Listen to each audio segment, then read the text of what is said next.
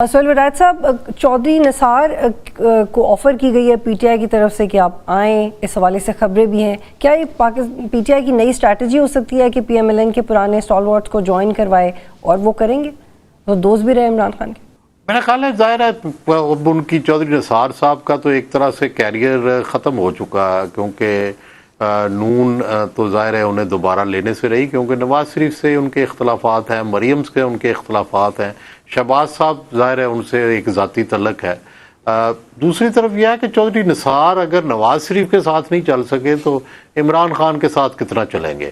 میرا نہیں خیال، کیونکہ دونوں لیکن بڑے سہیل صاحب وہ باقیوں کے ساتھ تو چلتے رہے نا، ان دونوں کے علاوہ جو باقی لوگ ہیں ان کے ساتھ تو چلتے رہے. نہیں، میری رائے یہ ہے کہ چونکہ چودھری نثار صاحب بڑے ایگوئسٹ ہیں اور وہ تو نواز شریف کو بھی معاف نہیں کرتے تھے، اس کو بھی سنا دیتے تھے، لیکن پی ٹی آئی کا کلچر بالکل ڈیفرنٹ ہے. یا تو ایک ہی لیڈر ہے.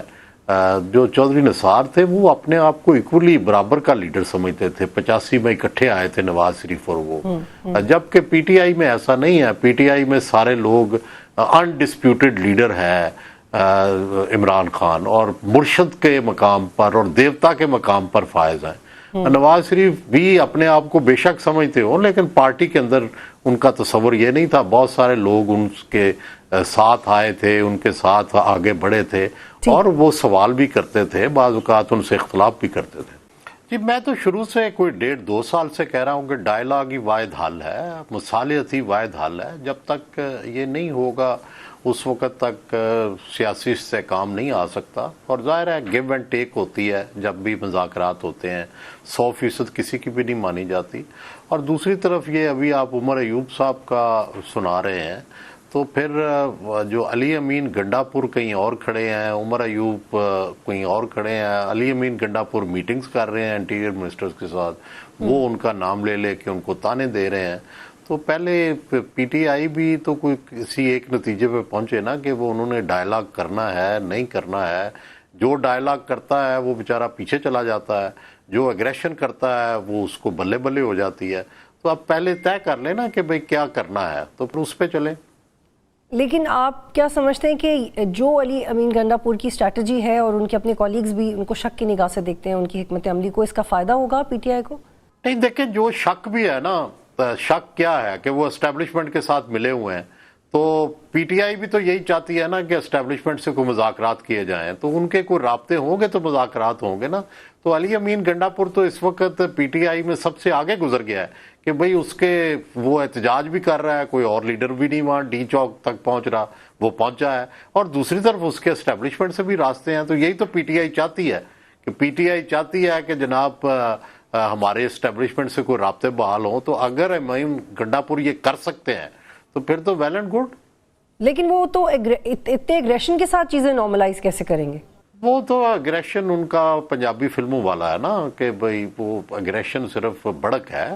عمل میں تو وہ ہر دفعہ محسن نقوی صاحب سے بھی مذاکرات کرتے ہیں، کور کمانڈر کے ڈنر میں بھی چلے جاتے ہیں، اور کبھی بھی بظاہر وہ بڑی سخت زبان اختیار کرتے ہیں، لیکن جب میٹنگیں ہوتی ہیں تو اس میں سب سے نرم ہوتے ہیں. تو وہ تو ایک پولیٹیکل گیم کھیل رہے ہیں کہ پی ٹی آئی کے قریب بھی رہنا ہے اور اسٹیبلشمنٹ کے قریب بھی رہنا ہے، اور اس میں وہ کامیاب ہے. ٹھیک. عادل صاحب، آپ نے سنا عمر ایوب کہہ رہے ہیں کہ ہمارے صبر کا پیمانہ لبریز ہو جائے گا، وہ انٹیریئر منسٹر کو یہ کہہ رہے ہیں. کون سا مزید ایسا پیمانہ ہے جو لبریز ہونے کی ضرورت ہے؟ وہ کون سی مزید دھمکی ہے جو رہ گئی ہے؟ دیکھیں، مجھے تو یہ ان کا بیان جو ہے، جو سٹیٹمنٹ انہوں نے دی ہے، وہ ایک گیدڑ بھپکی سے زیادہ کچھ بھی نہیں ہے. ابھی جو ریسنٹلی تحریک انصاف کا پروٹیسٹ پشاور سے اسلام آباد آیا، اس میں کوئی پی ٹی آئی کی لیڈرشپ جو ہے وہ نظر نہیں. وہ بے شک وہ یہ کہہ رہے تھے کہ ہم اسٹریٹجی کے تحت جو ہے وہ نظر نہیں آئے، لیکن اس کا نتیجہ یہ ہوا کہ علی امین گنڈا پور جو ہے وہ آئے، اور ایک بے شک وہ ایک ان کو فیسلیٹیٹ کیا گیا، اور وہ یہاں پر آ کر کے پی ہاؤس گئے اور کے پی ہاؤس سے دوبارہ پشاور گئے. وہ ٹوٹل فیسلیٹیشن تھی، یعنی کہ اتنی سخت سیکیورٹی کے باوجود علی امین گنڈا پور جو ہے وہ مارگلا روڈ پر پہنچے، اور وہاں سے وہ چائنا چوک پہ پہنچ کے انہوں نے کارکنوں سے ملاقات کی اور کے پی تک چلے گئے، کے پی ہاؤس تک چلے گئے. ان کو کسی نے کچھ نہیں کہا، जबकि दूसरी तरफ कोई लीडरशिप नहीं थी। जितने कारकुन यहाँ पर इस्लामाबाद में उस वक्त मौजूद थे वो टोटल जिसे कहते हैं कि वो लीडर उनके पास कोई नहीं था। वो अपनी मर्जी से जो है पुलिस के साथ लड़ाई कर रहे थे, डंडे खा रहे थे, गिरफ्तारियां उनकी हुई हैं।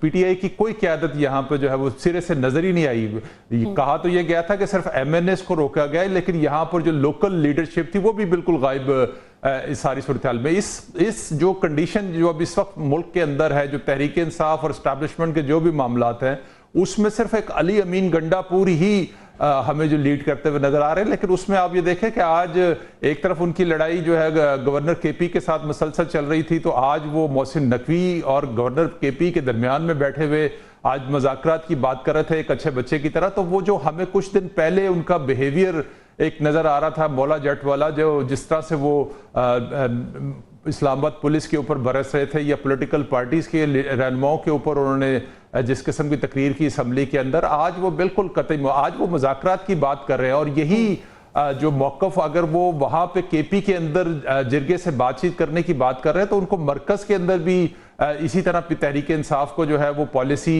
लेके चलनी चाहिए। बातचीत से ही, जैसे सोहेल साहब ने कहा कि बातचीत से ही दरवाजे खुलते हैं, वरना जो है वो यकतरफा तौर पर तो फिर मामला इसी तरह होंगे कि डंडे का जोर फिर हावी ही रहेगा सारी सूरत हाल के ऊपर।